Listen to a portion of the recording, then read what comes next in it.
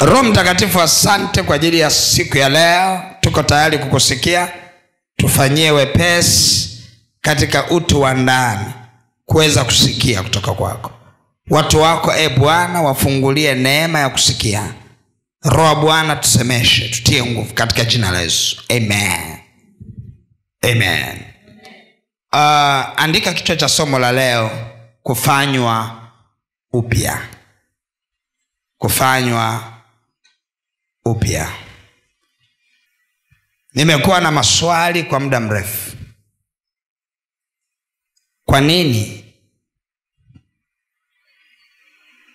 yanayohubiriwa ni sahihi na ni mengi, lakini mabadiliko ni madogo? Nimekuwa nikiuliza, kwa nini mabadiliko ni madogo? Yaani unahubiri upendo, watu wanapokea kwa furaha, wanapokea kwa imani, lakini hatuoni upendo kwenye maisha. Kwa sababu tunahubiri, kwa nini tunahubiri mafanikio halafu hatuyaoni mafanikio kwenye maisha ya watu? Shida ni nini? Hawa watu wanaohubiriwa, kwa nini wanaoyahubiria hayatokei? Mungu akawa ananipa majibu. Hapo tutaenda kushirikishana. Nitaanza kusoma kitabu cha Warumi sura ya 12 na ule mstari wa 2. Naomba nisomee. Amen. Warumi sura ya 12 na mstari wa 2 nasema, wala msifuatishe namna ya dunia hii, bali mgeuzwe kwa kufanywa upya nia zenu, mpate kujua hakika mapenzi ya Mungu yaliyo mema, ya kumpendeza na ukamilifu. Mgeuzwe na kufanywa upya kwa habari ya nia zenu. Sikia, watu wanasikia. Kusikia ni jambo la kwanza, kugeuzwa ni jambo la pili. Unaweza ukasikia kwa 100%, lakini ukafanikiwa kugeuka kwa 30%. Unaweza ukasikia kwa 100%, lakini ukafanikiwa kugeuzwa kwa 10%. Biblia inaeleza kwa habari ya ule mfano wa mpanzi aliyeenda kupanda mbegu. Nyingine zikaota kwenye njia, nyingine kwenye mwamba, nyingine kwenye miba. Ile iliyoota kwenye udongo wenye rutuba, akasema hivi, ni lile neno linaloachiliwa ndani ya mtu, hulipokea, likazaa 130, 160, 190. Anasema hivyo kwa maana gani? Kuna namna ambapo mtu anaweza akapokea kwa 30%, akapokea kwa 100%, akalisikia neno likaweza kumgeuza kwa 30%. Mwingine analisikia kwa 100%, lakini linaweza kumgeuza kwa 60%.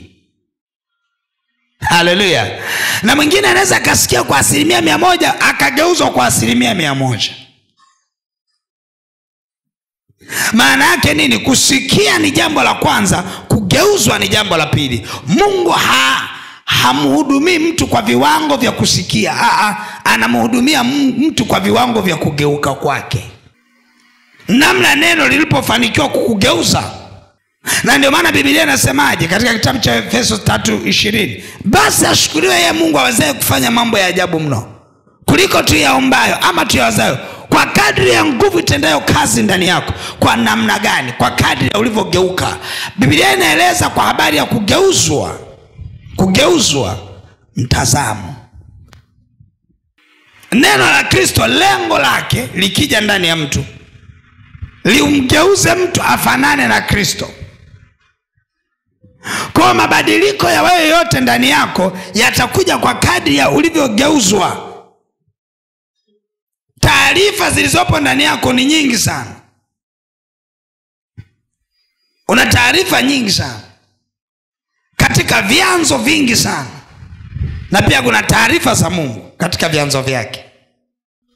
Viwango vya kugeuzwa ndio viwango vya kuhudumiwa. Unajua kwa nini watu wengi toba zao hazifiki kwa Mungu? Unajua kwa nini watu wengi toba zao hazifiki kwa Mungu? Anaenda kuomba toba wakati hajajiandaa na wala hana utayari wa kugeuka. Toba ni kugeuka na kuziacha njia mbaya. Lakini mtu nakuta anaenda kuomba toba huku akiwa anajua kabisa ya kwamba akimaliza kuomba toba atakaa masaa 2-3 ataenda kufanya dhambi ile ile. Toba nyingi zinakataliwa kwa sababu ya watu wengi kudhamiria kwenda kufanya yale wanayoyaombea toba. Haleluya. Mungu naomba nirehemu. Lakini muda huo ana plani, akishatoka hapo akafanya tena yale yale, haujageuzwa bado. Kwa nini tunaona watu hawageuzwi? Kwa sababu watu hawafanikiwi, kwa sababu wamefeli, wameshindwa kugeuzwa. Okay. Labda ngoja nikucholee mfano huu, utanielewa.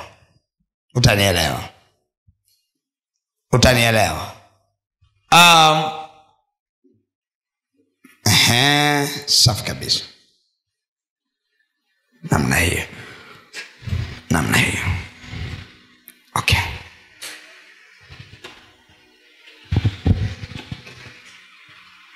Vipi tayari jingine kwa?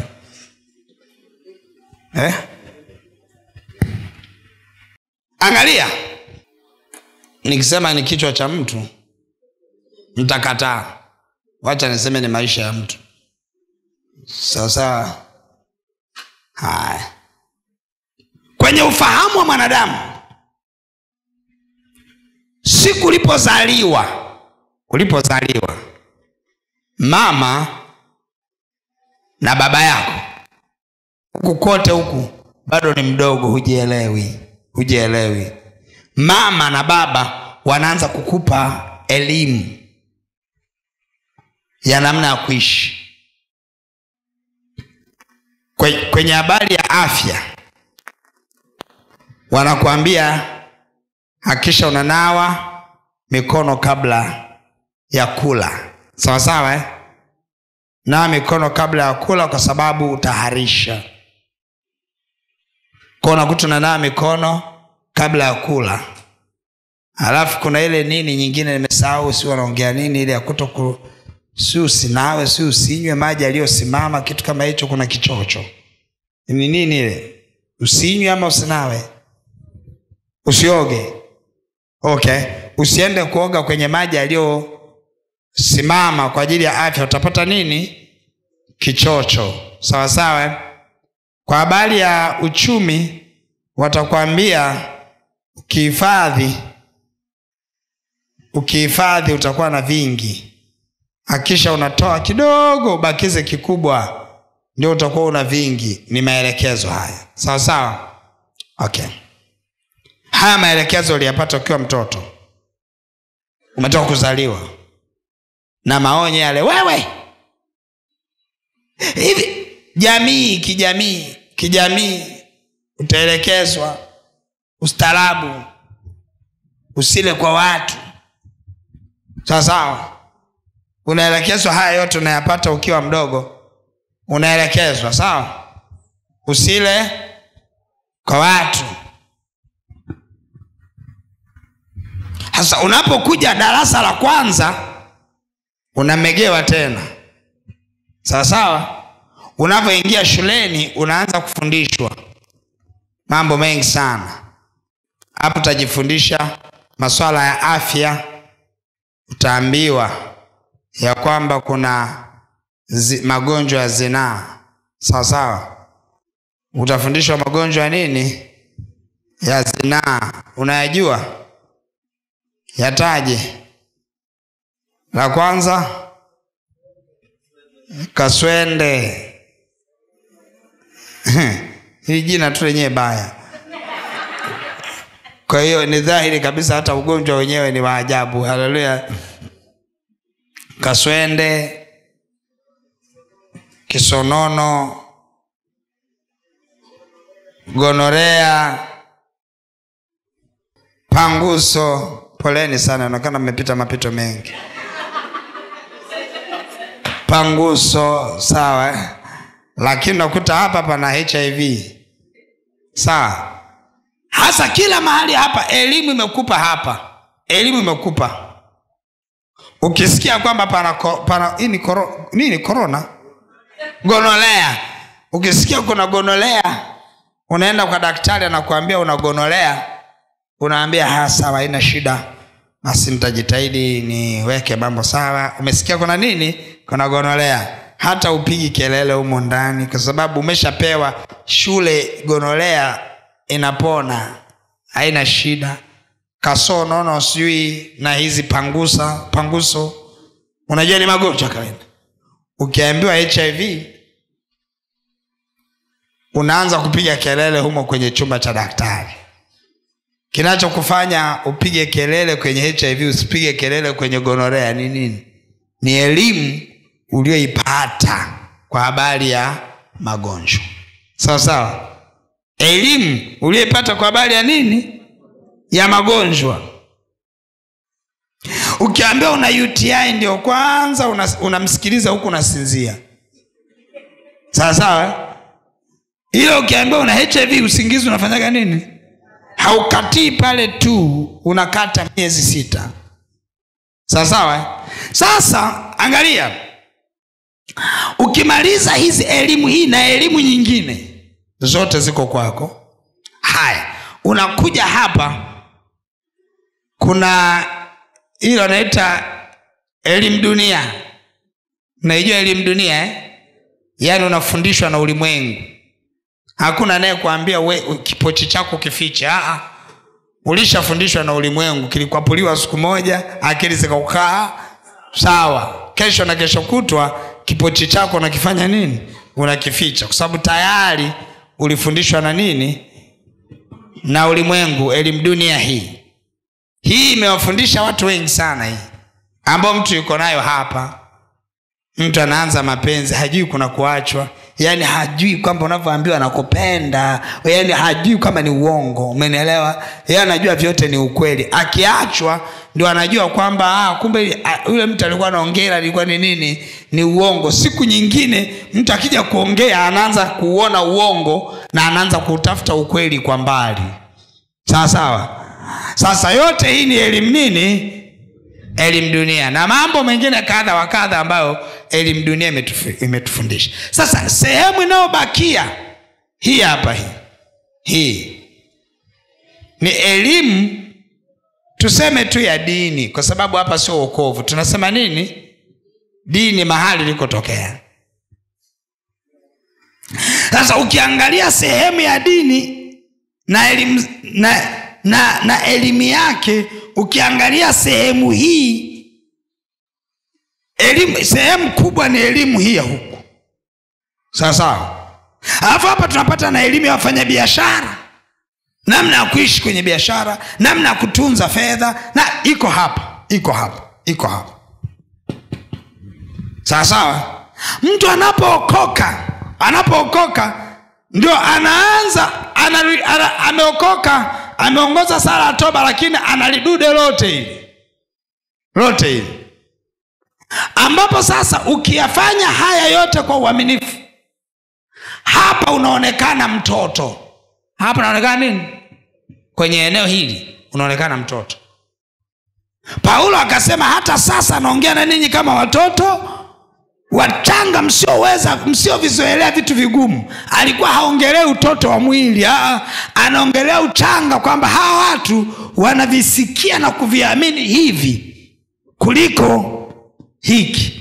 Na ndio anasema kama kwenu kuna zinaa, kama kwenu kuna usonganishi na mambo mengine, je, nyinyi sio watu wa mwilini? Anahusanisha utoto na mambo ya mwilini. Kanisa likiwa na utoto, utashangaa tu, mara wanamsema huyu, mara wanamsema yule, mara hivi. Unakuta zile stori za mtaani zapatikana ndani kanisani. Yule analinga, yule anajisikia. Ni vitu vinaanza kusikilika wapi? Kanisani. Ujue hilo kanisa kuna utoto. Sawa sawa.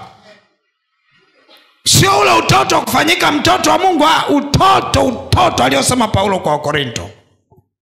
Sawa sawa. Sasa hapa ukifika hapa, kumbuka umeokoka, lakini unaoperate kwenye hili duara ambalo ulipozaliwa ulifundishwa, kanisa shuleni umefundishwa, elimu dunia imekufundisha, halafu na mchungaji na yeye anakuhubiria ya kwamba sadaka ni mbegu. Sawa sawa. Sadaka nini? Ni mbegu. Kuelewa ya kwamba sadaka ni mbegu, ni lazima ugeuzwe, ufanywe upya, ndio uielewe kwamba sadaka ni nini? Ni mbegu. La sivyo sadaka utasema hapana, hii ni hela niliyoipata jana kwenye biashara. Lakini utakapogeuzwa na kufanywa upya, ndipo utakapoanza kuona sadaka ni mbegu. Utaonaje kwamba sadaka ni mbegu? Lazima kuwe kuna mchakato wa kufanywa upya. Unapofanywa upya nini? Unapozidi kulisikia neno la Mungu, hii nafasi hii inaanza kuongezeka. Hii nafasi hii inaanza kuongezeka. Duara linaanza kuwa kubwa kidogo. Duara linaanza kuwa kubwa kidogo. Sawa sawa. Unapoendelea kusikia, duara hili linazidi kufanya nini? Kuwa kubwa, kuwa kubwa, kuwa kubwa, kuwa kubwa. Kumbuka duara hili linapozidi kuwa kubwa na unapozidi kusikia, inaambatana na mabadiliko ya maisha ya yule mtu. Kiuchumi, kiroho, kiafya, kimahusiano. Yategemeana na anavyogeuzwa hapa. Anavyogeuzwa hapa. Hapa. Na ndio maana unakuta huyu ni wewe. Nitolee mfano. Huyu ni wewe. Sawa sawa. Hapa pana mchungaji hapa. Huko mnaona kweli nyinyi huko? Mnaona vizuri? Hapa pana mchungaji. Sawa sawa. Ambaye yeye elimu ya dunia iliyobakia ni ndogo sana. Ni ndogo sana kuliko elimu ya nani? Ya Mungu. Huyu akiletewa tatizo mchungaji, haliangalii kwa elimu ya dunia, analiangalia kwa elimu ya Mungu. Lakini huyu akipata changamoto, elimu ya dunia ni kubwa kuliko elimu ya nani? Ya Mungu. Kwa huyu mtu kubadilika kwa na anachokisikia, kuna vingi anapigana navyo hapa, vinavyomfanya alichokisikia kisimbadilishe. Sawa sawa. Na ndio maana akasema hivi, Mungu na yeye anakuangalia. Mungu anakuangalia. Sawa? Mungu anakuangalia. Katika elimu hii ndogo ulionayo, wewe unaishikilia elimu ipi? Elimu ipi unaishikilia? Ukisoma katika kitabu cha Warumi sura ya 1 mstari ule wa 20 ngapi? Na 8. Inasemaje? Warumi sura ya 1 mstari wa 28 nasema, na kama walivyokataa kuwa na Mungu katika fahamu zao. Na kama walivyokataa kuwa na Mungu katika hili duara lao. Hili duara hili. Kwamba walikataa kumpa Mungu nafasi kubwa kwenye hili duara. Mungu aliwaacha wafuate akili zao zisizofaa. Mungu aliwaacha wafuate akili zao zisizofaa. Wayafanye yasiyowapasa. Yes. Kwa maana watu waliendelea kufuata haya kuliko kufuata hili duara. Ndio utamkuta mtu ana elimu hapa ya HIV haiponi, sweet cancer haiponi. Halafu anakuja kwako mchungaji mwenye ufahamu huu, anakuuliza, mchungaji, hizi dawa za HIV niendelee kuzitumia ama nisizitumie? Angalia, nikikwambia usizitumie utakufa. Kwa sababu duara lako lina mambo mengi, haliwezi kuibeba imani ya kutotumia dawa. Sawa sawa. Mimi nitasema usitumie kwa sababu siangalii huku, naangalia hapa. Wewe ukisema usitumie na wakati hii imebeba nafasi kubwa ya maisha yako, utakufa. Hakuna ushauri wa imani. Imani inajengeka ndani ya mtu. Ikijengeka ndio utajua ule nini, uvae nini, uishi vipi. Imani ikijengeka. Nini maana yake?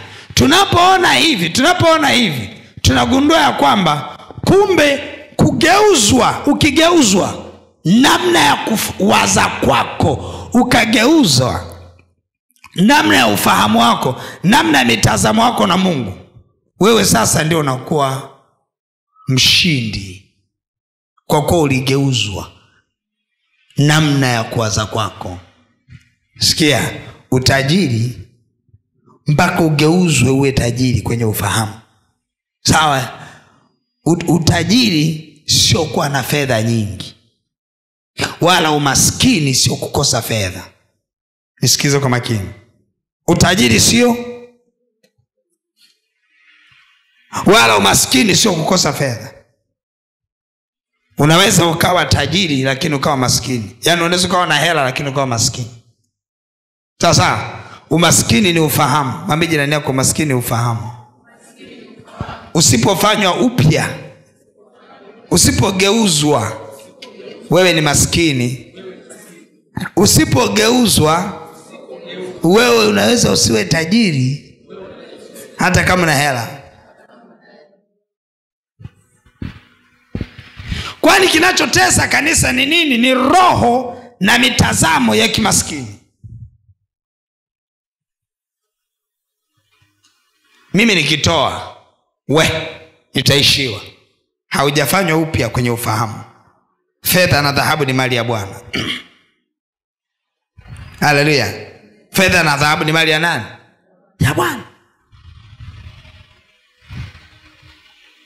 Sikia, yani kama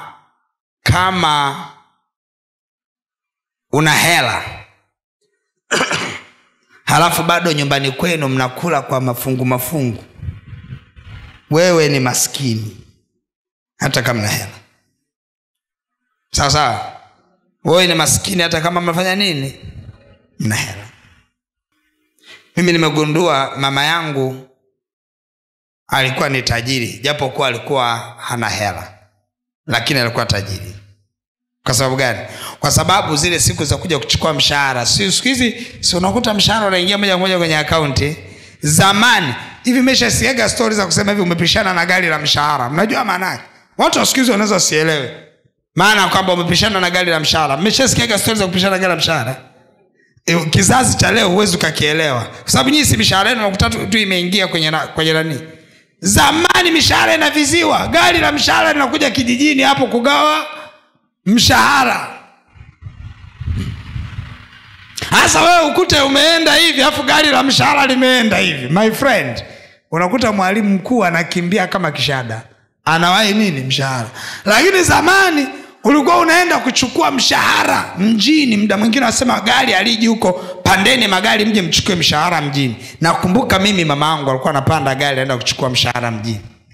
Lakini ndio najua kwamba kumbe alikuwa anakuja, alikuwa ni tajiri. Ndio nimegundua hivi sasa hivi kwamba mama yangu alikuwa ni tajiri, kwa sababu katika mshahara wake mdogo aliokuwa nao alikuwa akifika pale, lile gari lile zamani, yale magari ya Kelly yale yaliyofyatuka hivi mbele, mnajua yale Maryland yale ambayo linakuja huko nasikia linalia, mnaanza kusogea barabarani. Mnakumbuka yale magari? Mama alikuwa akishuka pale, mko pale, yani mnajua leo mama anakuja, anarudi, yuko pale, tuko pale, tunamsubiria. Kuna vitu vilikuwa vipatikani sisi kwetu, kitu kama ndizi, mua, embe, ni vitu ambavyo kule Njombe havipo sana. Kwa hiyo unakuta mama anavyoshuka, yule konda anashusha vile vitu, anashusha miwa, hafu mama anambia bebeni ni ya kwetu hiyo. Yani roho inasema Yesu.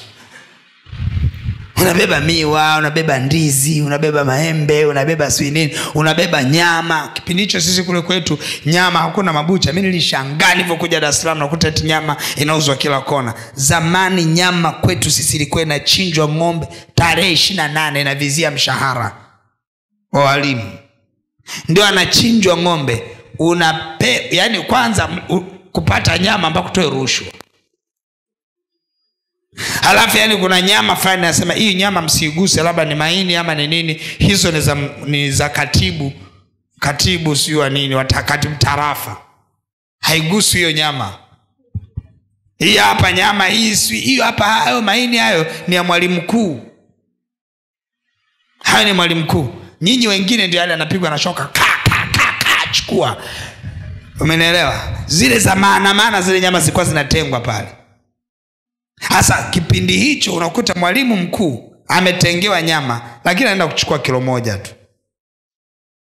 Sisi mama yetu unakuta hata akija mjini kule ambako nyama anakurudi na nyama, anarudi na nini, na bado kule ikichinjwa ni nyama. Yani tulikuwa tukila, tunakula. Siku hiyo nilikuwa nafika ninakula mua, na hakikisha nikitema hivi, ukiwasha kibediti panawaka. Yani nilikuwa siachi kitu. Sawa.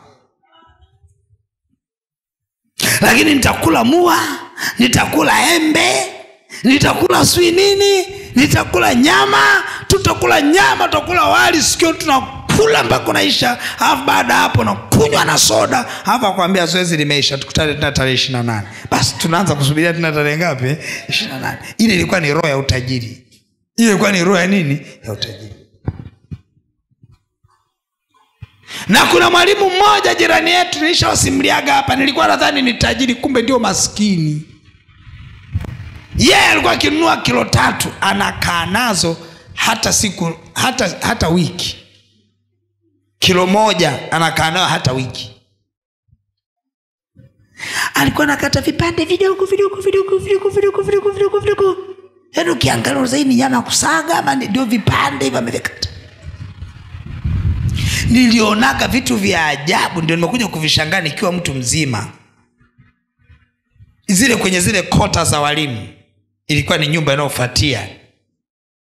Yule jamaa kila siku nyama inanukia kwake. Nyama inanukia. Mimi nilikuwa naona ni tajiri, lakini kumbe saa hizi ndio nimegundua kwamba yule jamaa alikuwa maskini, sisi ndio tulikuwa matajiri. Nyama kwetu ilikuwa inanukia mara moja, lakini tunakula tunashiba mpaka tunaiacha. Yeye anakata kidogo, vinamegwa vidogo vinawekwa mle. Halafu sasa siku moja ndio nimeenda kugundua, yani pale ndio unapiga tu ugali, alafu baada ya haya nyama wote ndio mnaingia, mama baba na watoto wote mnaingia, mnachomoka na nini na ikapande kadogo, mnakula, halafu mnaendelea tena. Mzee anakadiria awamu ya pili ikifika kama katikati, anasema haya nyama wote mnafanya nini, mnaingia. Sawa, mnaingia, mnapiga. Mimi nilikuwa sielewi. Halafu awamu ya 3, yani ile mnamaliza kabisa, ndio anapiga haya nyama ya mwisho, ndio mnakula nyama. Halafu anachukua ule mchuzi mliokuwa mnauchovya na mikono, ndio anautingisha yeye baba, anakunywa hapa, ambia mchezo umeisha. Sasa mimi nilikuwa najua wale ni matajiri kwa kuwa wanakula nyama kila siku, lakini sikuwa sijui mfumo. Na kipindi hicho wale walikuwa wataalamu sana, yani ukienda kucheza hauli. Yeye nitafikia kipindi atakwambia unaitwa na mama, kumbe huitwi. Unadanganywa tu, unaitwa na mama. Ukifika mama ameniita. Mimi sijakuita, nilikuwa nacheza kwa mbona niita, anasema hamna. Ukirudi wameshamaliza. Walikuwa wananichezea hivyo. Mimi nilikuwa sielewi, sikuwa ni mtoto. Siku moja sasa nimefika pale katika kucheza, naona mbona leo kama nyama inanukia. Nikamwambia mimi leo stoki. Wakaniambia unaitwa, nikamwambia nitaenda baadaye. Yani walichukia. Anambia wewe unaitwa. Anambia hapana siitwi. Sikio nilikoma siitwi mimi. Wewe mama yako anakuita. Nikamwambia sawa, nitaenda. Nilikoma. Walivyoona nimekomaa sana, hasira, yani wakaweka pale chakula ugali na nini, yani wananiangalia kwa jicho la hasira. Mimi wala niambia leo hata mniangalie vipi, leo hii nyama nitakula, hii nyama nitafanya nini, nitakula. Yani ninaona jamaa wananiangalia vibaya, hadi yule rafiki yangu tuliocheza naye ananiangalia vibaya. Roho chafu sana, maskini, ni umaskini, ananiangalia vibaya. Wakaniambia nawa huko. Nikamwambia hata mnitukane wakati nanawa, mimi nitanawa huku mnanitukana, mimi leo nyama hapa lazima nile. Yaani na hamu ya nyama na ipo mbele yangu, nitaila. Ndani nimegoma, nitaila. Sasa si nimeshazoea kule nyumbani roho ya utajiri. Ile tu tonge nyama unakula unavyojisikia. Nimepiga tonge ya kwanza chap, si nikaingia kwenye nyama. Kwani lila. Jamaa alidaka hivi mkono, akakunguta, sasa achia. Hapa tunakupiga, achia. Ikabidi nifanye nini? Niachie namna hii. Ule mkono ulipelekwa hadi kwenye maji. Nawa, nikanawa. Ulijanyuliwa nyumbani. Mkono ulitolewa. Sasa ile ni kesi ngumu. Huna kwa kwenda kushtaki. Yaani ukienda kushtaki ndio unazalisha kesi sasa. Kwamba nilifanyiwa hivi, ulikuwa unakula kwa nani? Kwa watu. Kesi nafanya nini? Kwa hiyo yani ili baki siri yangu. Nikajaga kumsimulia mama baada ya miaka, alicheka sana. Sasa wale watu maisha yao yameenda vile. Hebu pata picha, sawa? Pata picha. Watoto waliozaliwa kwenye nyumba ile watakuwa ni baba wa aina gani? Si kama naelewa. Halafu najichanganya, unaenda kuolewa. Yaani amezaliwa ana maisha hayo. Ana maisha hayo. Yaani kuna maisha ukizaliwa ukakuwa nayo. Yaani ili uweze kuishi maisha ya kitajiri mpaka ugeuzwe.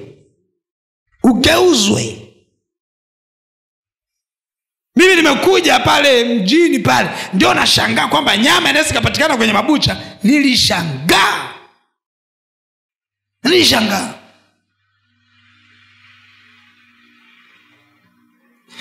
Kata kitu kingine nimeshangaa, mboga inauzwa. Nilishangaa kweli. Unauzaje mboga? Si unaenda tu kwenye mashamba huko unachukua mboga. Japo mboga zetu kule sisi ni za ovyo ovyo. Bangi ni mboga. Mnasema au naongea uongo? Mara mapondo. Kule kwetu sisi bangi ni mboga. Hawavuti, wanakula. Yaani bangi ni moja ya mboga. Wewe kuna spinach. Sawa, kuna mchicha. Sisi kule kwetu kuna bangi. Hii bangi mno wanaovuta watu wanapagawa. Sisi kwetu ni mboga. Ndio maana labda kwa akili zetu muda mwingine kama sio Yesu, unaona kama akili ziko resi. Kwa sababu ya nini? Ya aina mboga tulizozitumia. Umenielewa? Sasa unajiuliza ni nini? Ni mambo ambayo kama usipofanywa upya huwezi ukawa. Nimekuuliza, wale watoto wa ile nyumba, awe ni wa kike anaenda kuolewa, awe ni wa kiume anaenda kuoa, akiokoka ana elimu ya vile vinyamanyama. Iko hapa ile pale, amezaliwa na elimu ya vile vinini.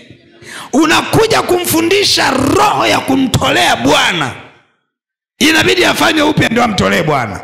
Kwa sababu kichwani kwake umekaa uchoyo. Yaani kama vile vinyamanyama nyama vile mpaka leo anakatakata. Ukimwambia mtolee Bwana shilingi 100,000 atatoa. Ni mpaka afanywe upya. Ndio maana nikasema hivi, tuna maisha ambayo yanaharibu Ukristo wetu. Unapambana na mambo mengi sana. Ndio maana unakuta tunahubiriwa lakini hatubadiliki. Kuna mambo mengi Ukristo wetu nabanwa.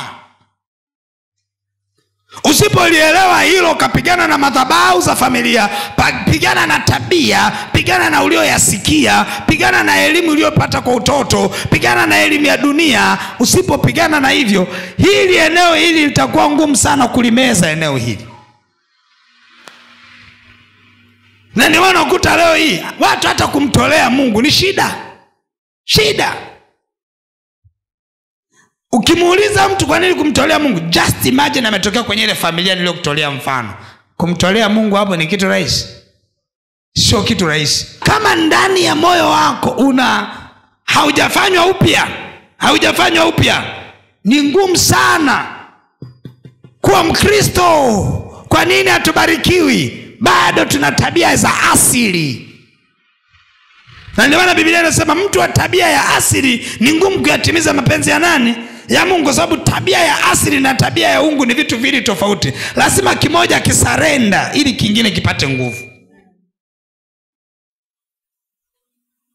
Kwa nini? Kwa sababu mtu unakuta ni Mkristo ila anabanana na tabia za asili. Ni Mkristo anabanana na tabia za ukabila, kwa sababu kila makabila kuna mapepo yake. Sawa? Kila makabila kuna mapepo yake. Kuna makabila wanajulikana ni wazinzi, mapepo ya uzinzi. Pata picha, penye Ukristo anapambana pia na tabia za kabila lake. Sikuna makabila hapa sitaki kuyataja, lakini sikuna makabila anajulikana ni wazinzi, ameokoka, ni mtu mwema, lakini anapambana na tabia za nini? Za kabila. Sawa? Kabila mahali amefanya nini? Ana huduma, lakini kabila lake ni watu wenye dharau. Asipofanywa upya, huduma inakuwa ngumu, kwa sababu huduma hazihitaji dharau. Huduma haihitaji kujisikia. Huduma haihitaji kuona wewe mwenye mafuta kama unaowahudumia ni takataka. Haitaki hiyo. Huduma inataka unyenyekevu, kuona mafuta uliopewa ni kwa ajili ya watu, uliheshimika, sio kwamba Mungu hana watu. Sasa kama ndani una tabia za kikabila ambazo zinapiga kelele kinyume na eneo hili, ni ngumu sana kushinda tabia za asili.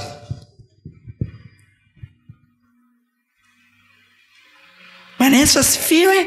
Bwana Yesu asifiwe. Tabia asili ya kulinga imetoka kwenye ukoo. Haleluya. Sasa unaongea nini? Tabia nini ya asili inaenda kuathiri nini? Huduma.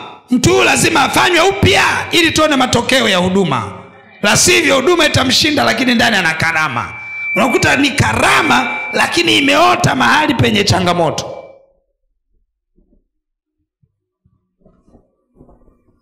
Dharau, kujisikia mimi ndio mimi, mimi ndio mimi, mimi ndio mimi. Na ndani unakuta kuna huduma, lakini huku nje tabia ya asili, tabia ya familia, tabia ya ukoo.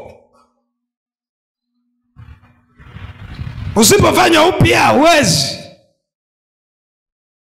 Na ndio maana unakuta kuna watu wengine hawapewi nafasi nyeti.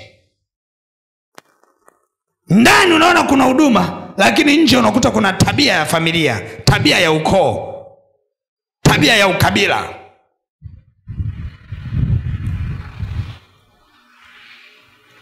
Ni ukweli una huduma ndani, lakini ndani una tabia ya kabila lenu wachoyo. Sikuna makabila anajulikana ni wachoyo wa kupindukia. Wachoyo.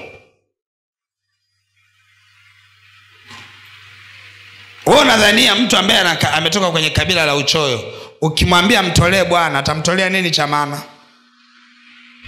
Haya, kuna makabila mengine wametokea kwenye makabila ya ubahili. Wabahili kweli kweli.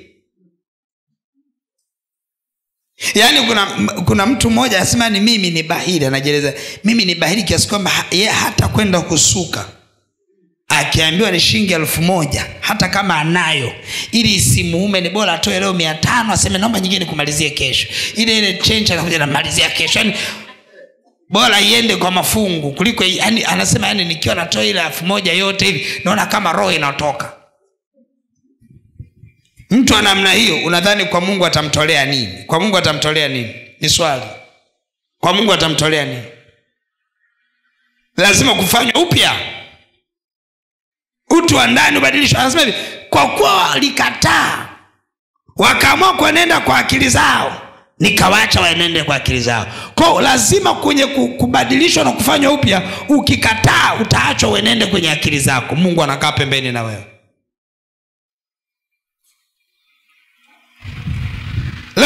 Leo hii ukiambiwa toa kilicho bora, kinapambana na mambo mengi hapo katikati. Kuna mtu mwingine ukimwambia toa fungu la 10, kuna watu hapa nakuta elimu inayotolewa imeshindwa kubadilisha maisha. Nimesemaje? Elimu ya kiroho imeshindwa kubadilisha nini? Maisha. Anajua kabisa kwamba ili nibarikiwe lazima nitoe fungu la 10. lakini hatoi. Kuna watu mimi naona hapo, wapo tu hapo, wanaimba wanarukaruka, hamna mafungu ya 10, basha zao plain zipo. Wapo hapo. Na muangalia mbona wamechangamka sana na kati hata fungu la 10 hatoi. Ukimwambia toa, anaona kama vile unamtukana. Tabia lazima afanywe upya.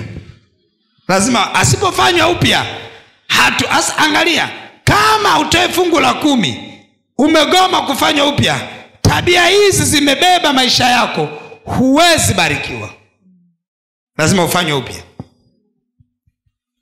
Uone kwamba ulicho nacho sio chako, ni cha Bwana. Uone kwamba ukimpa Bwana, Bwana anakupa kilicho bora zaidi. Haleluya. Ni mpaka kufanywa upya. Na ndio maana kuna nyakati ni Sinza, ni wapi? Ni Sinza, yes. Ndio tulikoanza ile harambee. Na hapa nadhani nilifanya ile harambee. Mtanikumbusha. Mnakumbuka harambee ya semina ya Mwanza? Mnakumbuka Sijajua kama na hapa nilifanya hivi. Mtu akija akisema mimi nitatoa 1000, ambia wewe utatoa 10,000. Mnakumbuka? Na hapa nilifanya hivi. Nilifanya hivi. Kuna watu niliwapandishia kiwango, sawa? Kama ningekuwa ndio nawafundisha kwa staili ile na kuwapangia cha kutoa kwa staili ile, watu wangekuwa saizi washabadilika maisha yao. Sema kanuni na bana inataka utoe kwa moyo wa kupenda. Kwa nikikwambia toa hiki kitakusumbua. Lakini niliwaambiaje wale watu? Toa, usipopata usitoe. Hakuna aliyekosa. Leo hii katika utu wa ndani usipofanywa upya, hauwezi kufika kubadilika. Kwa nini sione mabadiliko ya watu kubadilika? Mbona watu uchumi haubadiliki? Angalia, watu wamegoma kufanywa upya ndani. Leo nilikuwa nawauliza pale Sinza, wamenipa ile karatasi ya kusoma sadaka. Seli Jehova si seli shilingi 10,000. Nikamwambia hivi, nimwambie Mungu awarudishie mlichokitoa? Hapana. Maana yake nini? Wanatoa kidogo, wanatarajia nini? Kama seli nzima mmetoa shilingi 10,000, nimuombe Mungu kwamba awape kwa kadri ya mlivyotoa? Hapana baba. Umetoa shilingi ngapi? Si umetoa sadaka? Umetoa sadaka. Siku hizi nageuza, labda ndio nafanya maombi. Mungu, ninaomba huyo mtu kitu alichokitoa ndio kiwe kwenye himaya yake.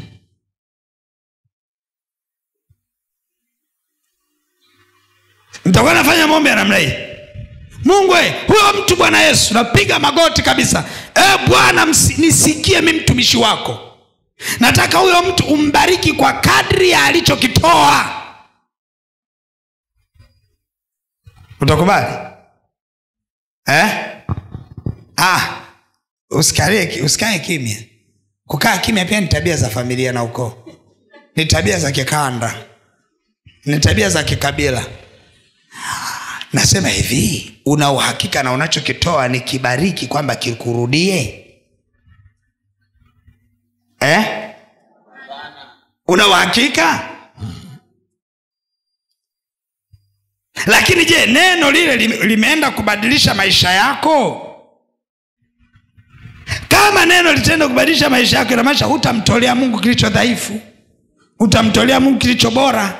Kwa sababu lile neno limebadilisha maisha yako. Neno lisipobadilisha maisha yako, huwezi kutoa kilicho bora. Sikia nikwambie, ukitaka kuwa tajiri, lazima utoe utajiri ulionao. Halo. Hujanielewa? Ukitaka utajiri lazima utoe. Mwambie jirani yako. Nimesemaje? Rudia tena. Rudia tena. Rudia mara mwisho tena. Ukigoma, hatutaona matokeo kwenye maisha yako. Halo? Mungu anakupa kwa kadri ulichokitoa. Ukigoma, hatuwezi kuona matokeo kwenye nini? Roho ya umaskini ipo kwenye ufahamu, kwenye mtazamo. Roho ya umaskini iko kwenye nini? Na ndio maana mtu anasema hivi, tukila hiki kitaisha, tukila hiki kitaisha. Sikiliza, roho ya utajiri inataka mtu awe na maisha kama wale wakoma. Mnawakumbuka wale wakoma? Mnawakumbuka wakoma kwenye Biblia? Mnawakumbuka wakoma kwenye Biblia?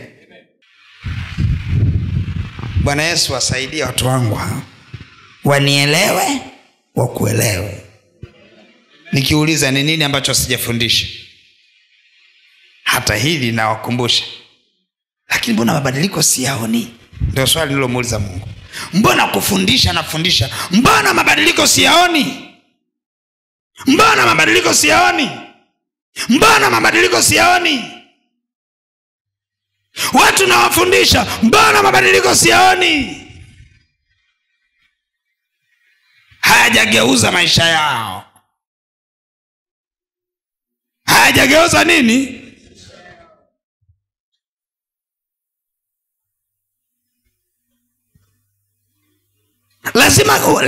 Lazima ugeuzwe kutoka kwenye mtu fulani kwa mtu mwingine ili uhudumiwe sawa sawa na ule mtu mwingine. Huwezi kuhudumiwa kwenye utu wa kale, utahudumiwa kwenye ulivyogeuka.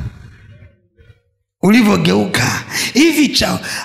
Hivi ulicho nacho kina nguvu ya kuacha Bwana? Leo hii mwezi uliopita ule swilini ile tulitisha hapa tiles. Tulitisha tiles. Nikawabana na wale watu wa Sinza, nikawaambia pledge. Bado zikabakia milioni ngapi? Kama 2 na.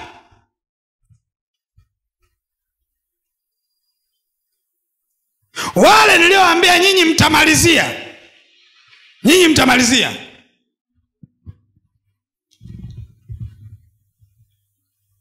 Mkurugenzi akapiga mahesabu akawarushia.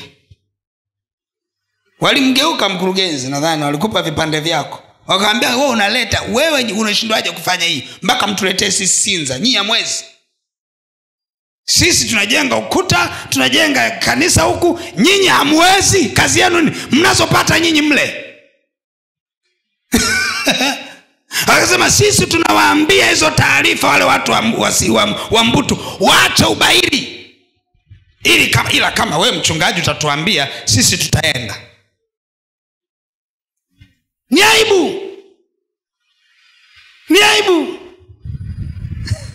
Yameni wasikata saa, msitoe kwanza. Mako waliongea maneno ambayo hata mimi yalinichoma moyo.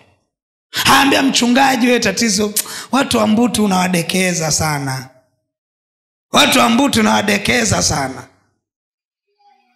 Lakini ukitutuma baba, ututume. Ukitutuma kesho tunaenda kulimaliza yale madarasa. Ukitutuma kesho tunaenda kubadilisha ile madhabahu. Wanataka aje wabadilishe. Wanasubiria tu nipige filimbi mbere. Hivi mnajua changamoto wale wakija kuwatengenezea madhabahu? Mnajua? Mtakuwa mnaimba amen, baraka zinaenda kule. Mnalielewa?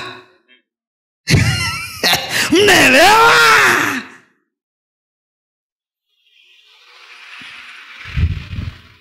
Mnaelewa? Waambia baba, tunaomba uturuhusu twende. Nikamwambia tulieni kwanza, msiende kwanza. Lakini wameongea kitu cha ukweli.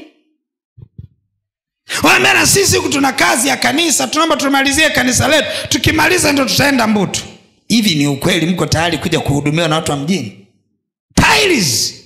Hivi mnajua mtahukumiwa kwa kila tiles itakayoletwa na watu wa mbali? Mnajua itasimama kama hukumu kwenye uchumi wenu? Mtapambana, mtakuta vitu haviendi. Kumbe kila kitu kinarudi kule kilikotoka.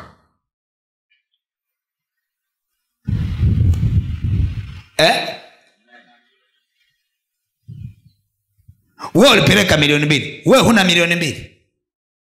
Huna. Ulikuwa unaipeleka kule, kwa nini usitoe wewe? Wewe yako umeibana. unataka iende kule, wanabarikiwa kule, huku wewe kazi yako ni kulia tu, baba baba baba. Wewe huna. Kwani upeleke kule mahesabu? Kwani usitoe wewe? Wewe hauna 500.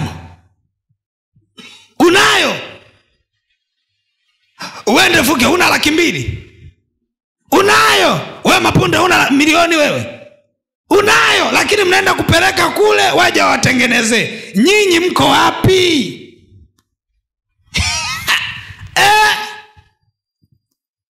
Hivi mnajua maana kuuza uzaliwa wenu wa kwanza?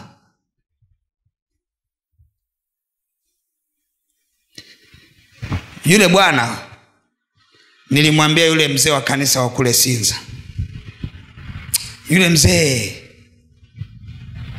yule bwana naogopa tu kuongea mambo mengine mengi. Yule jamaa kila unachokifundisha anaenda kukiishi.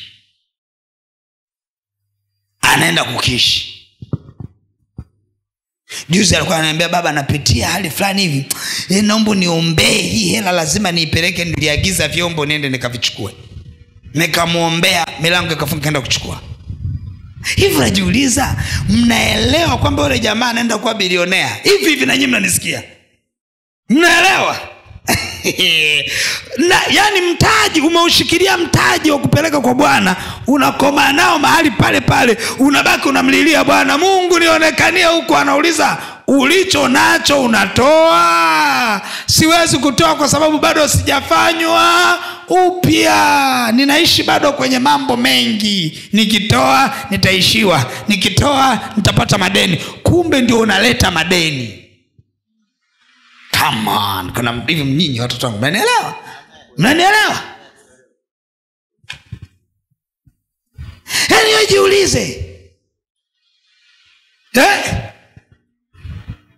tiles box 2, Mayombo, tiles box 2 zitoke Sinza? Mayombo, amka, usilale, amka. Kuna watu nitawataja majina yao kwa sababu hao nataka waamke. Usiuze uzali wako wa kwanza. Utajiri mnaupeleka wapi? Kumbuka, kila kitakachofanywa kama hausiki na zile baraka za mahali pale, nazo hazikuhusu. Sikia, hapa pana matajiri ila wamezuia utajiri. Hujanielewa, ndio maana hujaitikia. Mmechukia, niache. Mbona mmeninunia? Mnanielewa vizuri?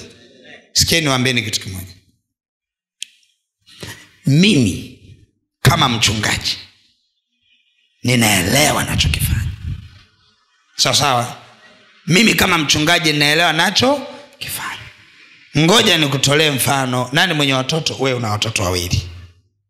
Una watoto 2. Njoo hapa watu wakuona. Hivi hujui kwamba itakutesa sana utakapoona mtoto wako mmoja amefanikiwa mwingine hajafanikiwa? Umenielewa? Ukiona mtoto wako mmoja amefanikiwa mwingine hajafanikiwa, ni kati ya mateso makubwa kwa mzazi. Akiwa na watoto 2, mmoja amefanikiwa mwingine hajafanya nini? Hajafanikiwa. Na ndio maana aliyefanikiwa, kama amefuata kanuni, ambaye hajafanikiwa utamvuta hata kwa viboko. Lengo lake afanye nini? Afanikiwe. Kuna mmoja amenielewa? Nyinyi ni watoto wangu wote hapa. Uwepo uliopo mahali hapa sio wa kawaida. Hata wenzenu wa Sinza wameshtuka, wakasema wakanifuata, baba, mbona pale tukiingia ule uwepo mbona sio wa kawaida? Nikamwambia, msiwe na wasiwasi, pale ni makao makuu, pana vyanzo kwa ajili ya mahali pengine, msiwe na wasiwasi. Lakini wa makao makuu penye uwepo wa Bwana, maji muda wote yametibuliwa hivi. Mkiruhusu watu wengine waje watumbukie, wanatoka na uponyaji, nyinyi mnabaki vile vile. Mnajua kwamba hapa mpo kwenye ngazi imewekwa, ila mmegoma kupanda. Mmegoma kupanda. Maana yake nini? Watu mna maono makubwa, lakini uwekezaji mdogo kwenye yale maono. Unanielewa? Unanielewa? Lazima ujue kutoa sadaka iliyo bora, inaotingisha moyo wako, na vitakavyoingia na vyenye vitatingisha nini? Moyo. Lakini kama unatoa kilicho dhaifu, kikija dhaifu unaanza kulia. Umesahau ya kwamba kilichokuja kimetokana na ulichokitoa. Halo? Tunaelewa vizuri? Maono makubwa, uwekezaji lazima uwe nini? Mkubwa. Ukikitoa kilicho dhaifu, utapokea kilicho dhaifu. Kwa kuwa ulikuwa na maono makubwa, utaanza kumlilia Mungu, mbona umenipa dhaifu? Umesahau ulichotoa. Okay. Sikia. Mimi naongea mnielewe. Pale nimetolea mfano. Na hapa naomba nitolee mfano, kwa sababu huyu ni mwenzetu. Wangapi mnamjua Malaki? Malaki. Mnamjua Malaki? Yule CP wa Sinza. Yule CP alikuja hapa tajiri. Mnajua alikuwa tajiri? Mnajua alikuwa tajiri? Hivi najua yeye hicho kisima amekichimba. Amekichimba hicho kisima. Unajua Malaki kabla hajaja hapa alikuwa anatuma kila wiki, alikuwa anatuma 100,000 kwa ajili ya kuweka mafuta. Alikuwa kituma, na kipindi hicho hajafika hapa, naongelea stories za miaka ya nyuma. Kila wiki anatoa 100,000, kila wiki anatoa 100,000, kila wiki anatoa 100,000, kila wiki anatoa 100,000. Yaani hasali hapa, lakini generator linaunguruma, aliyetoa ni Malaki. Hasali hapa, yuko huko. Amekuja hapa Malaki, ananifuata ofisini, baba naomba nipe ratiba tufanye nini. Yule Malaki mnayemuona pale, yule alipokuja hapa akakutana na watu. Alikutana na watu wanaosikiliziana. Hapa mchungaji amesema hivi, atatoa huyu, anatoa yeye. Na yeye akakaa, aliniambia, baba ulichoniambia ni sahihi. Nakumbuka hata aina ya watu tuliokuepo, nakumbuka hata kundi tulilokuepo. Siku niliposema mimi kwa nini wewe kimbelembele natoa, wacha nione na wenzangu wanatoa, anasema ndipo nilipoingia umaskini mpaka leo unavyoongea. Nalia sana kila siku, namuombea toba Malaki. Moyo wangu unauma. Naambia Mungu, nakuomba, mimi ni mtumishi wako. Namlilia sana Malaki. Moyo wangu unaugua kwa ajili ya Malaki. Na ninamwambiaga Mungu, kati ya kitu ninachokisubiria ni kumwona Malaki ameinuka juu tena. Ndio kitu ninachokisubiria. Maana yake ni nini? Usije ukaenda sehemu ukatekwa na watu, ukajikuta wewe ndio unayepoteza. Ulioambatana nao kwanza hawana. Wewe mwenye nacho unaosubiria wenzio, unatekwa, unapoteza wewe. Wenzako hawaoni kama wamepoteza. Kundi ambalo aliambatana na Malaki ndilo waliompoteza mpaka ameshuka chini. Wao hata hawajagundua kama wamepotea, kwa sababu hata hawakuwa nacho. Yeye alipokuwa pale akaanza kuwaiga wenzie. Ndio maana nimewanyoshia vidole. Nimekuambia wewe una 500,000, wewe una 2,000,000, wewe una milioni, wewe una 200,000. Nimewanyoshia vidole. Wewe Mayombo una 500,000. Ukiangalia wote mnazo, lakini kutegeana, kwa mimi niende mimi asiende yule mwenzio. Kwa taarifa yako, wala vifungo vya familia vimemshikilia hapo, wala hana mzigo wa kutoa, wala hana hata time. Wewe unamtegea yule, hana hata yani kwanza hata chakufa hakipo. Hakumna chakufa, hana hata kigenge, hana hata nini. Wewe una mamiradi makubwa yanayotaka uwekezaji. Umekaa unataka eti utoe sawa na yule ambaye hana hata kibanda cha biskuti. Nini maana yake? Unaua kazi zako kwa mikono yako mwenyewe kwa kuiga. Kwa kuiga. You kill yourself. Leo leo tunaenda kutoa nini, wanaseli tunaenda kutoa swini, na wewe umekuja tumebeba kisahani kile, kitoe kile, toa kinatoka hichi. Ngoja niliona hii picha, wanaseli wako 100 wamekuja kutoa sadaka ya seli. Hiki ni cha kutoa seli nzima hiki. Hiki ni cha kutoa seli nzima hiki. Seli nzima mmekusanya hivi. Ila kwa sababu mlikuwa mnategeana, mnaona kama hamna mashtaka, mnavyotoka mnaachia, mnapakwa mavi. Naam, mavi ya sadaka zenu. Mliingia na baraka kama Habili na Kain. Mwenzie Kain anatoka na laana, mwingine anatoka na baraka. Hakumuiga Habili, hakumuiga Kain, ndio maana alitoka na baraka. Wale walikuwa ni nyumba moja. Wale ni nyumba moja. Kwa nini ufe kwa kuiga wenzio? Why you dying? Umejiua mwenyewe kwa kuangalia watu. Kama ungesimamaga mwenyewe usingeiua biashara yako kwa mikono yako mwenyewe. Ndio maana shangaa ulikuwa na utele ghafla umepungua. Ulikuwa umeanza kutegeana na watu ambao hawana maono. Maono yako ni tofauti na maono ya mwingine. Mipango yako ni tofauti na mipango mwingine. Wewe una vitu vinavyokufa, mwenzio hana kabisa. Unamuiga asiye nacho, unaenda kuangamiza ulicho nacho. Kuna mtu mmoja anaelewa? Do you understand? Hapa katikati hapa wapo watu ambao wanaweza wakaamua kusimama kama Felix kule, na wao wakawa na utele. Felix ana utele, amekuja na mwekea mikono, hana duka, hana chochote, hana 100, amechoka, ameenda kuanza kwenye mafuta haya mlionayo ninyi, amehudumiwa na mchungaji huyu mlionaye nyinyi, ametamkiwa na mchungaji huyu ambaye anawatamkia ninyi. Mwingine amechukua hatua, wengine hamjachukua hatua. Ndio hapo gap linaonekana. Haleluya. Kuna mtu mmoja anielewa? Kuna mtu, asante kwa kutolea mfano. Barikiwe sana. Mimi kama mzazi natamani kuona nini? Watu wote wakifanikiwa. Sikia nikwambie, chukua hatua kwa ulicho nacho. Hebu mshangaze Mungu kwa kidogo ulicho nacho. Fanywa upya. Kwa habari ya utu wa ndani, geuka. Mwambie Bwana Yesu, hiki nilicho nacho ni chako. Umenipa wewe, chukua. Kwa nini hatuone mabadiliko? Kwa sababu mpaka ubadilike ndio mabadiliko yanaonekana. Nimesema hivi, kwa nini huoni mabadiliko? Nimesemaje? Mpaka ufanye nini?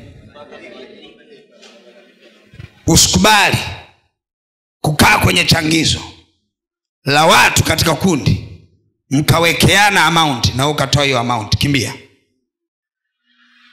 Ndio kinachowaua wengi hapa. Mtu mmoja anasema hivi, mimi barikiwe, mimi tuchangia shingapi? Mtu mdhaifu anasema hivi, tuchangia 20,20, na wewe unasema basi tupitishe 20. Wewe unatoa 20 na yeye anatoa 20, unajikuta umeingia kwenye kundi la kufa. You kill your own. Unajiua mwenyewe. Mambo ya Mungu hayaigwi, haendi kwa grupu. Wenzako akisema sisi tunatoa shilingi 20,000, sema sawa, toeni nyinyi 20,000, lakini mimi nitatoa 400,000. Nyinyi toeni 20,000, mimi nitatoa 500,000. Nyinyi toeni 20,000, haina shida, lakini nyinyi mtaongezea, mimi nitatoa 1,000,000. Usikubali kushuka, panda kila siku. Usikubali kushuka, panda. Si ajabu mwenzako yeye 20,000 ndio amepanda. Wewe unaweza kutoa 1,000,000, unashuka. Aliye suggest 20,000 anapanda, wewe uliyerudi kwenye 20,000 unakuta mwenzio amebarikiwa, wewe unalaaniwa. Biashara inakufa kwa sababu ulikaa na mwenzio mkakubaliana 20. Mwenzio 20 ndio amepanda, wewe 20 umefanya nini? Umeshuka. Hapo nasema hivi, wote jamani tuelewane, tutoe 20,000. Siku moja ulitokea msiba. Sijui kama kuna mtu alinielewa. Mmeandika pale 5,000. Nikauliza hata wewe?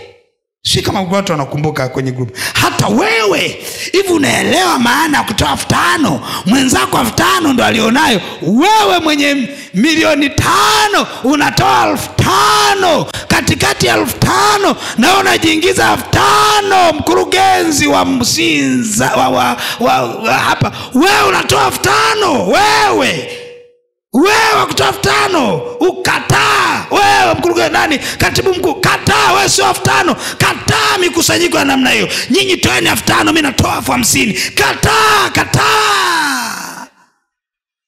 Kama kuna mtu anielewa, msijisikie vibaya na wataja leo, ndani naumia kuliko nyinyi mnavyoelewa, ndani naumia kuliko nyinyi mnavyoelewa.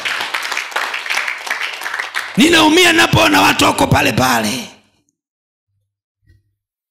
watu wako pale pale. Ni aibu. Yaani ukokutwa mchungaji unaendesha gari la milioni 200, milioni 300, alafu watu wako hawana hata baisikeli. Inauma.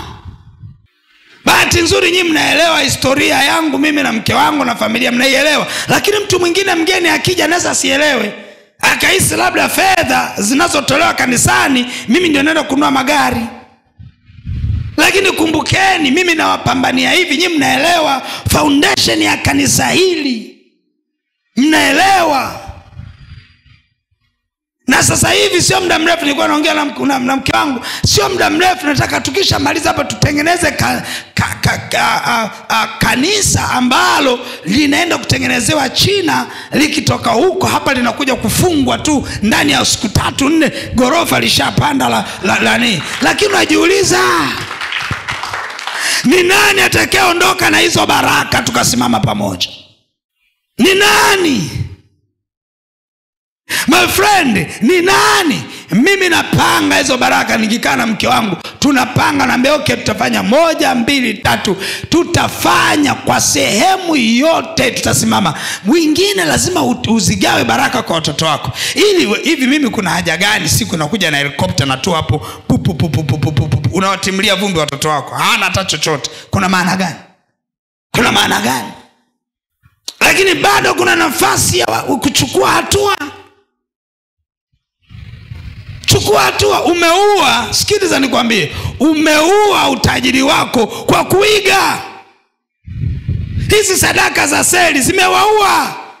Mnakaa eti sadaka ya seli shilingi 20,000, sadaka ya seli shilingi 5,000, na wewe upo hapo unasema bwana, kwenye ile shilingi 20,000 mimi nimetoa 15,000 nzima. Unadhani ni sifa njema? Mungu anakuambia kwa wewe ni wa 15,000. Nimeuliza swali leo, je, nikisema mimi nipige magoti niombe kwamba Bwana awarudishie mnavyovitoa, vitawatosha?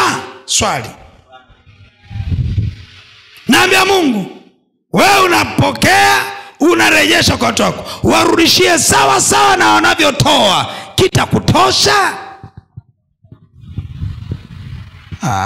Haleluya.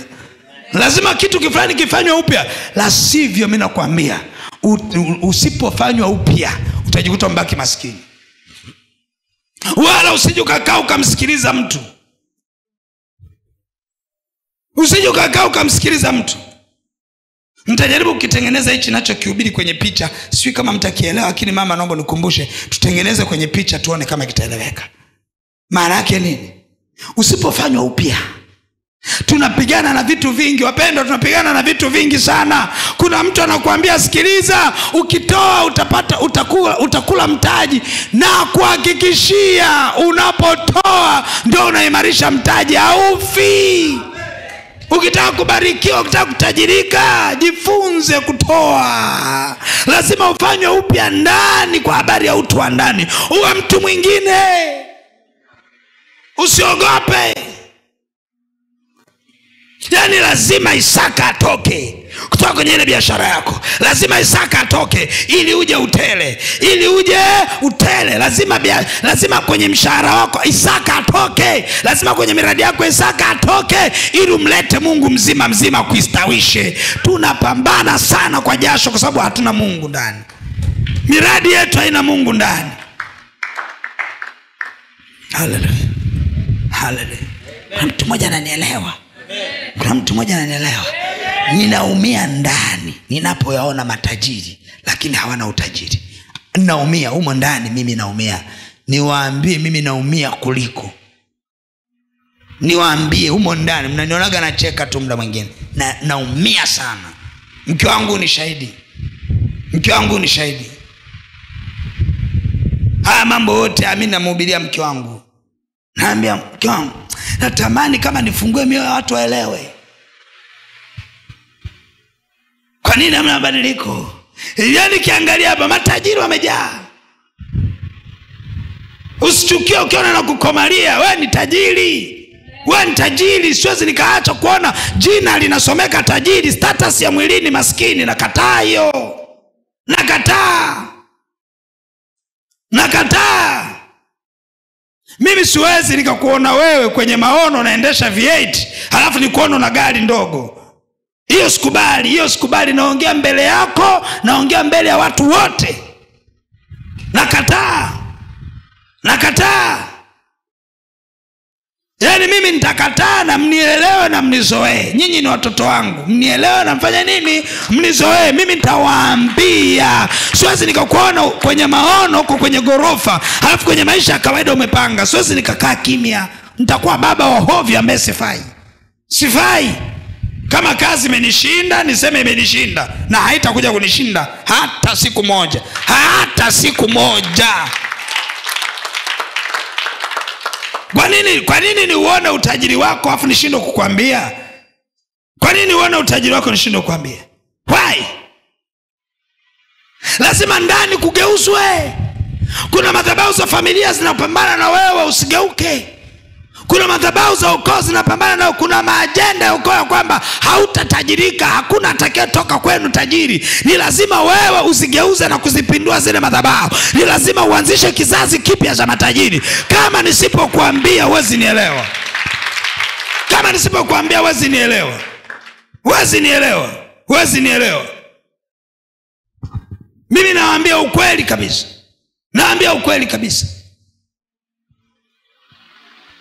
Na nitaendelea kuambia ukweli. Wewe niruhusu tu nikwambie. Nikwambie ukweli, nikwambie wewe utashindwa kufanya hiki. Mimi naona hapa ni lango lako, nisipokupeleka kwenye lango itakuwa shida. Nakwambia wewe lango lako ni kununua hiki. Ukinunua kuna lango la baraka. Kwa nini nisikwambie?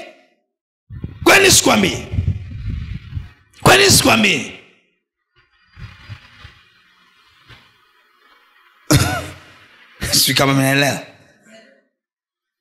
Mimi kuna watu naumia sana ndani yangu. Na maumivu makali sana. Muda mwingine hata kuongea siwezi.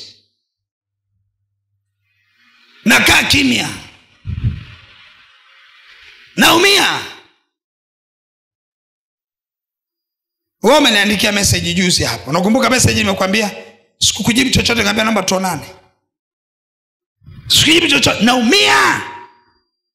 Yaani level za upambanaji wako wewe sasa hivi ibidi we mbali sana. Yaani wewe sio unavyojiona. Wewe sio unavyojiona. Lakini itafika kipindi itabidi nianze kuonana na mtu mmoja baada ya mwingine, tuambizane. Kila mmoja aambiwe wewe hebu amka.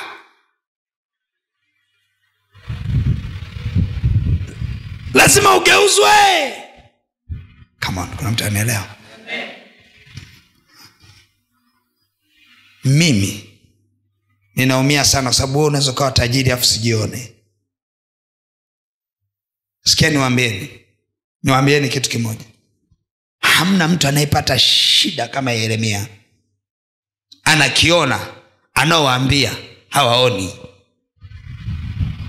Anakiona, anaowaambia wafanye nini? Unaweza kaenda ukamwambia Mungu basi naomba sasa ukawaambie mwenyewe. Hatusarendi kirahisi hivyo. Tutaongea sana.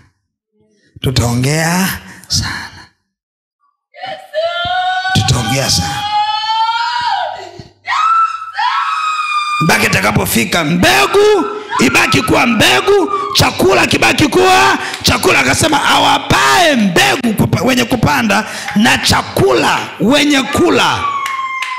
Lazima mbegu ibaki kuwa mbegu, chakula kiwe chakula. mbegu iwe mbegu, chakula kiwe chakula. Wakulima wananielewa hapa. Kati ya mbegu na chakula kwenye ile punje ya muhindi, ni kipi huwa kinatolewa kilicho bora? Punje za mbegu ambazo zimetolewa kwenye muhindi huwa zinachaguliwa zilizo bora. Kama watu wako wanakula mbegu, halafu zile ambazo hazioti zile punje ndo wanazitoa, lazima ukemee kwa mazungumzo yaliyonyoka.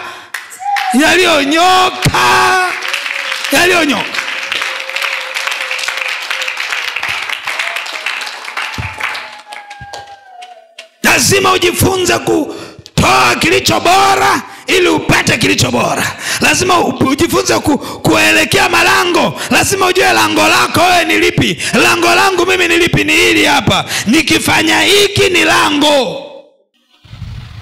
Halo. Kwa mtu mmoja anielewa? Leo hii angalia, watu wanapambana sana na sadaka. Nacho kiongea hiki. Kuzimu ajenda zao ni sadaka. Ajenda zao ni nini?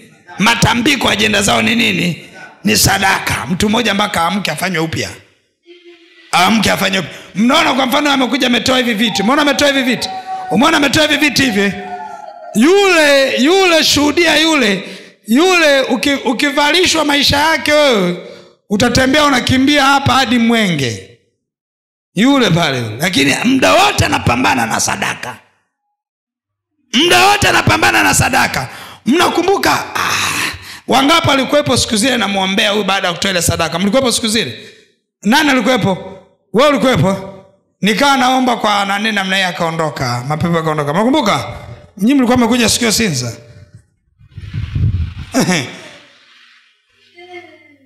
Mapepo huyu alikuwepo, Shadraki, Meshaki.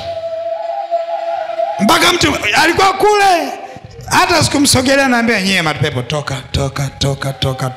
Haya simama. Akasimama. Wote wakashangaa.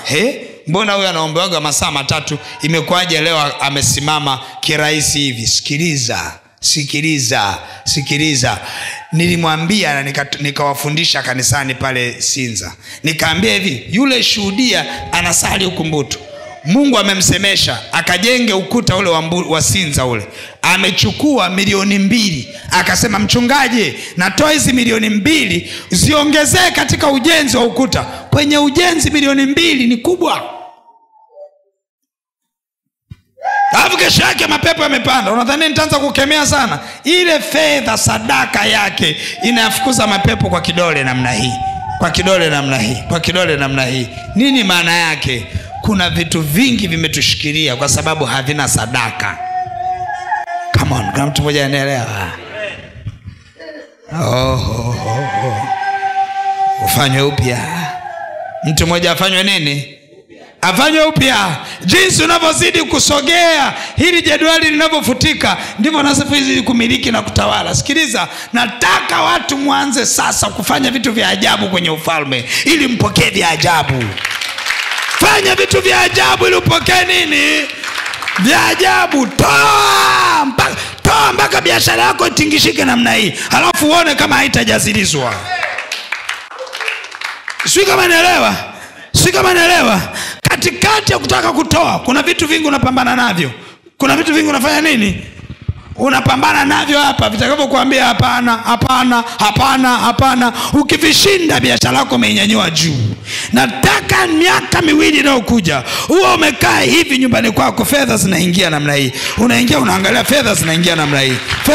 Sio ndio wewe unawasha, unaenda kuuliza jamani, hapa naomba nifanye hiki. Hiyo kitu inaenda kuisha na inaniudhi sana na itaenda kuisha hiyo. Nataka ukae nyumbani namna hii, unahesabu mahesabu tu. Apatikane aliyebarikiwa na apatikane anayefanya kazi. Lazima ijulikane ni nani aliyetangulia. Mtoto wa agano abaki kwa mtoto wa agano. Lazima abaki kwa mtoto wa nani? Wa agano. Na kuhakikishia haya mambo kuyapokea yanakuwa ya kwako. Amen.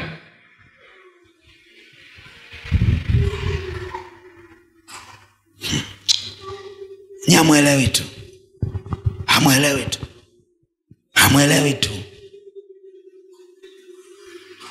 Unaweza kukaa namna hii, baraka zikaanza kufuata mahali ulipo. nataka baraka zimfuatilie, baraka ziingie malangoni. Swinyi, mnanielewa?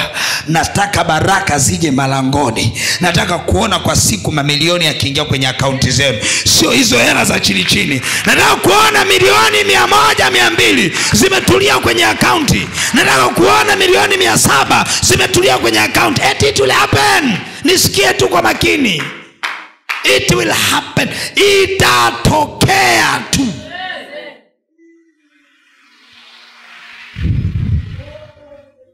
Unajua sometimes tunakosa support. Unataka ku upgrade account ya mtu. Unataka ku upgrade account ya mtu. Mtu awe na hifadhi kubwa, hana maarifa. Hana maarifa. Hana maarifa. Lazima maarifa yawepo. Unanisikia Salamba? Lazima maarifa yawepo. Usije kuomba hela mafuta tena kwenye boda boda.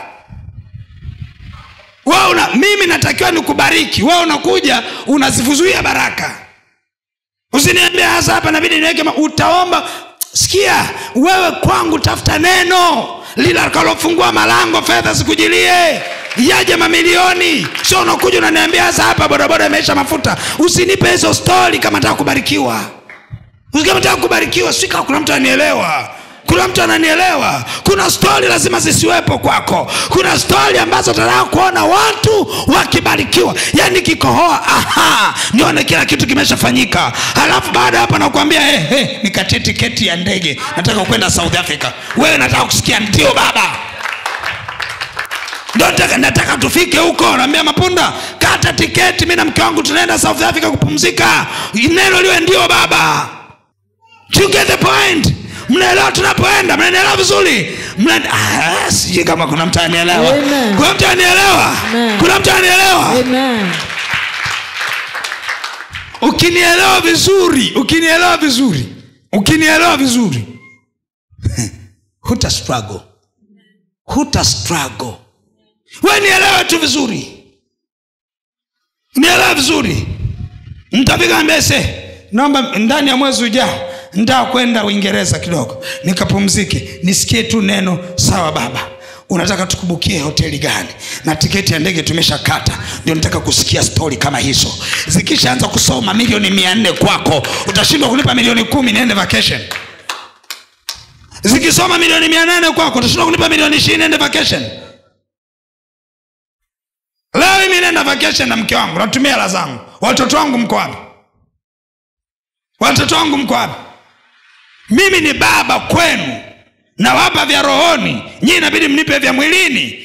Niende nipige injili. Nikipiga semina ya wiki moja, wiki ya pili mnamwambia mzee kapumzike Zanzibar weekend, urudi Jumapili. Hivi lini tatokea? Ni lazima mnisikie vizuri. Baraka zije. Zikija naambia Mayombo zamu yako sasa. Unanipeleka Zanzibar zamu yako. Nataka kusikia neno ndio baba. Unataka hoteli gani mzee? Ndio baba. Unataka itatokea kwa jina la Yesu. Mtu mmoja nisikie tu. Mtu mmoja nisikie tu. Lazima mtu mmoja afanywe upya. Lazima mtu mmoja afanywe upya. Mimi ninavyoongea hivi kuna mbegu naipanda. Nakwambia hivi, nitavuna kupitia wewe kuvuna. Nitavuna kupitia wewe kufanya nini? Kuvuna. Lazima mtu mmoja nielewe. Kanisa la mamilionea, kanisa la mabilionea lazima lifundishwe ubilionea. Na moja ya taarifa za ubilionea zipo kwenye kutoa ulicho nacho, kupokea ambacho haukuwa nacho. Jigala poe. Sikia nikwambia, kataa kutoa shilingi 3,000, kataa kutoa shilingi 5,000. Ifike kipindi anza kutoa 20,000, baadaye unapanda 50,000. Sadaka yako hapa ituone. Kataa kutoa hivi 1,000, 2,000. Kataa. Unajifungia kwenye chumba chako, kwa sababu Mungu akitaka kukubariki anaangalia ile 2,000 yako, anakurudishia 4,000. Je, itakutosha? Mungu akitaka, ndio maana akasema hivi, angalia kanuni. Alitoa kanuni kwa Ibrahim, akasema hivi, nataka nikubariki, Lakini kabla ya kukubariki lazima nifanye agano na wewe la wewe kuwa baraka. Akauchunguza moyo wa Ibrahimu, akajua yes, unaweza ukawa nini? Baraka. Akasema nakubariki na wewe ukafanyike nini? Baraka. Mungu akikwambia toa kitu fulani, hana shida na ulicho nacho. Anataka ukubali kufanyika baraka ili akubariki.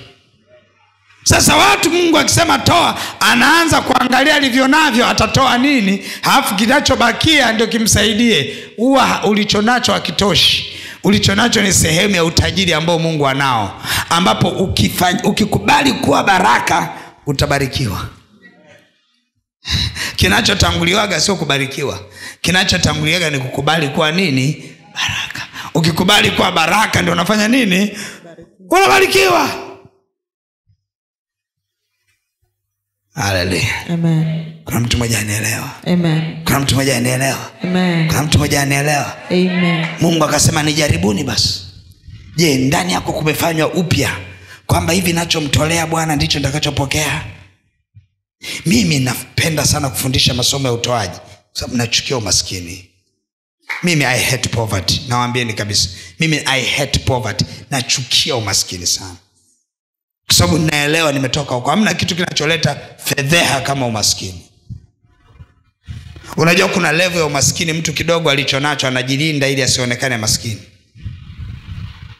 Yaani ngoja ninunue heleni ili watu wasinione kama nini? Maskini. Ngoja nikanunue nguo mpya ili watu wasinione nani? Maskini. I'm telling you. Hayo ni maisha ya kilaana. Ni maisha ya nini? Ya kilaana. Ni laana kwamba vitu vimezuiliwa visije kwako.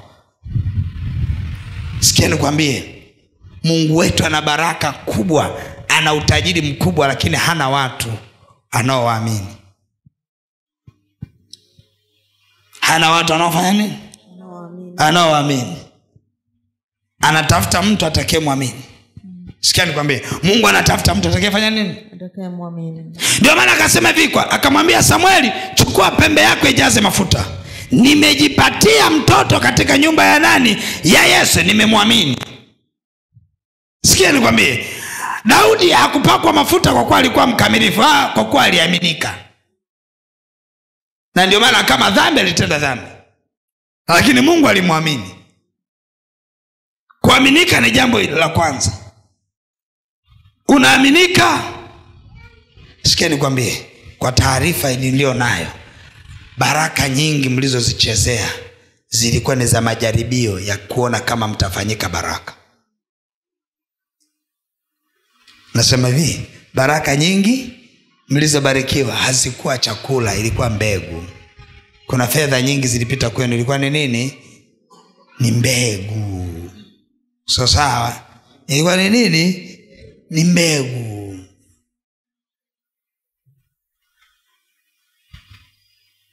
Nyinyi mnaona kwa mfano saizi nikikaa huko ofisini, hadi nashindwa kukaa kuongea na watu zaidi ya dakika 5. Joto. Nadhani nikamwambia juzi mke wangu, nikamwambia sasa inabidi niweke mwenye AC. Maana nikiangalia pale sioni wa kuniwekea AC haraka haraka na mimi nina joto. Ngoja niweke nini? AC ili niwahudumie na mimi niwe nawahudumia huku nimepulizwa. Nisije nikakuhudumia haraka haraka kwa ajili ya joto.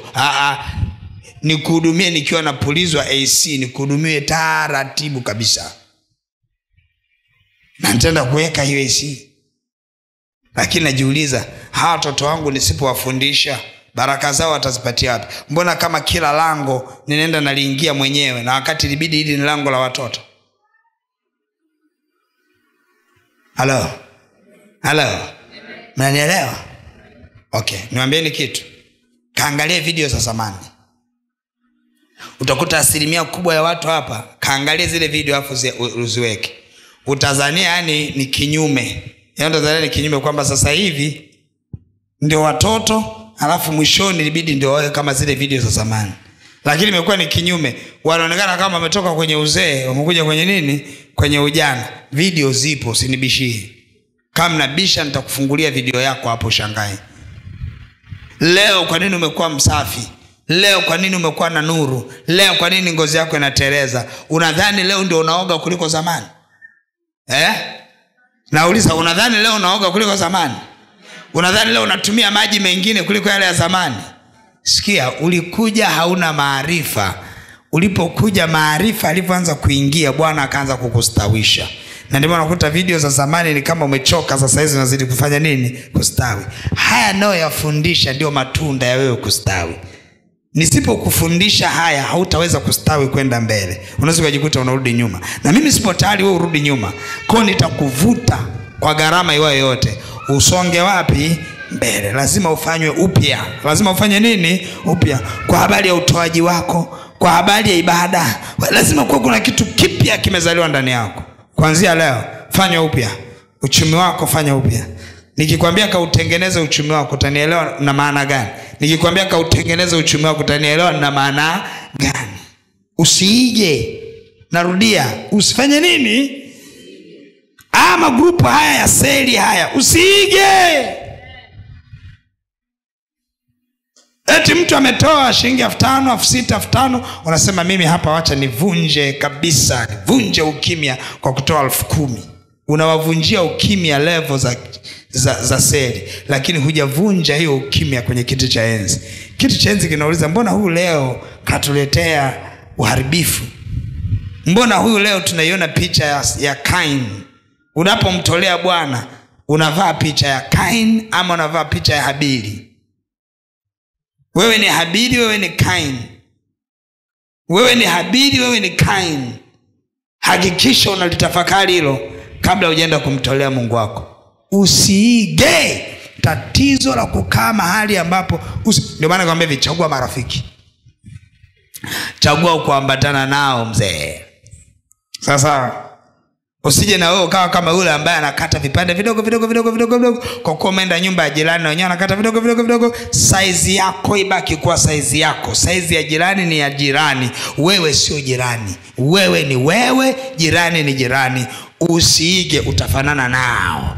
Usiige, utafanana nao. Ukikaa na watu ambao sio watoaji na unakuwa sio mtoaji, usiige. Wewe ni wewe. Ni kati ya wewe na Mungu wako. Yeye ndo anayejua. Mungu anajua amekubariki wewe kwa kiwango gani, na wewe unajua amekubariki kwa kiwango gani. Wewe usiige mwenzio. Usiige mwenzio. Ni kama vile ukakuta watu wamekaa hivyo wanafanya mtihani na ukajichomekeza hapo. Mtihani wa darasa la 3 wewe ni form 2. Halafu nasema mimi nitafanya haraka tu. Hapo nasema weka hivi. Pigeni makofi, nimewahi kumaliza. Sikia nikwambie, wewe ni form 2 na mtihani wako. Hawa ni darasa la 3 na mtihani wao. Usiingize, usizamie kwenye mitihani ya watu wengine. Kwenye mambo ya rohoni usizamie darasa lisilo la kwako. Nisikilize mkurugenzi, katibu mkuu nisikilize. Maombi nisikilize. Salama nisikilize, na wengine mnisikilize kwa majina yenu. Kila mmoja kwa jina lake hapa ndani. Usiige. Nimesemaje? Usiige. Paza sauti. Usiige. Usifanye nini? Usiige. Mambo ya rohoni hayana kuiga. Mungu anajua wewe ni darasa la ngapi. Unaigaje mtihani wa darasa la 3 unafurahia umefaulu wakati wewe ni form 4? Unajisifiaje kwamba ni darasa umeiga mtihani wa darasa la 3, halafu na wewe unapata 100 kwa 100, na wewe unatoka unacheka ile unapata 100. Wewe ni form 4, unapataje 100? Unashindaje kupata 100 na 100 kwa darasa mtihani wa darasa la 3? 1 jumlisha 2, 2 jumlisha 3, 3 jumlisha 6, 6 jumlisha ngapi? Nenda kwenye hesabu zako za form 4. Nenda kule. Humo kwenye cell groups tunazoungana kila siku, tunakutana wote kwa pamoja kwa upendo, ila madarasa yetu katika roho yanatofautiana. Mwingine ni darasa la 2, mwingine ni kidato cha 5. Na ndio maana wewe unaweza kufanya dhambi ukapigwa, mwenzako ukashangaa anafanya dhambi hajapigwa. Usishangae sana, kila mmoja na shule yake. Kila mmoja na darasa lake. Kuna mtu mmoja anaelewa? Amen. Kuna mtu mmoja anaelewa? Amen. Mambo jirani yako usiige. Rudia tena. Usiige. Rudia tena. Usiige. Rudia tena. Usiige. Geuzwa ufanywe upya. Mambo jirani, geuzwa ufanywe upya. Geuzwa ufanywe upya. Muulize, umejitafakari? Yamekuelea? Mwambie ulijiua mwenyewe kwa kuiga. Halo? Ulijiua kwa kufanya nini? Kuiga.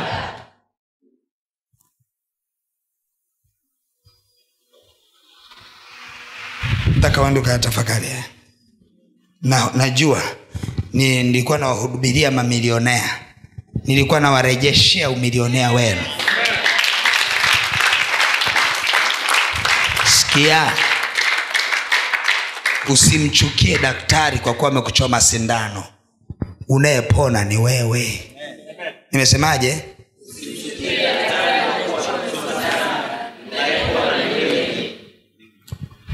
Wewe daktari, acha bwana. Kwani akifanikiwa kuchomwa anayepona nani? Haya, kwa moyo safi kabisa. Wangapi wanakiri kwamba kuna mahali waliiga? Nyosha mkono juu. Kuna mahali uliiga, ukaiga, ukajua unafanana nao. Sisi ni kama hivi vidole. Kila kidole kina uniqueness. Usiliige dole gumba.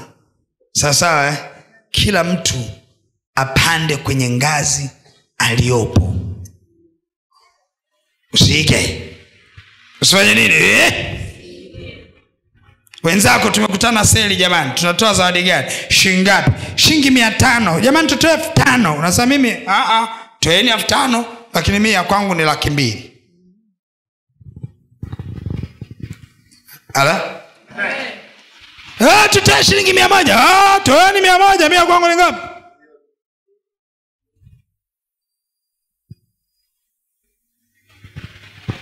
Na wala usione hivi. Seli wameamua kutoa ua, lakini miongoni mwetu mwana seli anaitwa bana nani, bibi ya bwana harusi mtarajiwa, yeye ameamua atoe speaker. Kwa hiyo speaker ametoa bwana harusi mtarajiwa, hapo ni sehemu ya seli na sisi tumetoa ua. Amen. Mwenye anabarikiwa na speaker abarikiwe, na lile kundi la watu 200 lilobeba ua na wenyewe nafanya nini? Tabarikiwa. Mungu ndo anagawa sasa kutokana na vipaumbele. Sikia nikwambie, utoaji lazima kujinyima. Ukitoa kwa kuridhia ulichonacho, hiyo sio sadaka. Sadaka lazima iambatane na maumivu, kwamba umejinyima, umejigharimu. Umeua biashara yako, umeua ndoa yako, umeua kazi yako mwenyewe. Geuka, ufanye upya, uwe na mtazamo mpya, uwe na maisha mapya. Utajiri sio kuwa na fedha. Utajiri ni mtazamo na kufanywa upya. Nimesemaje?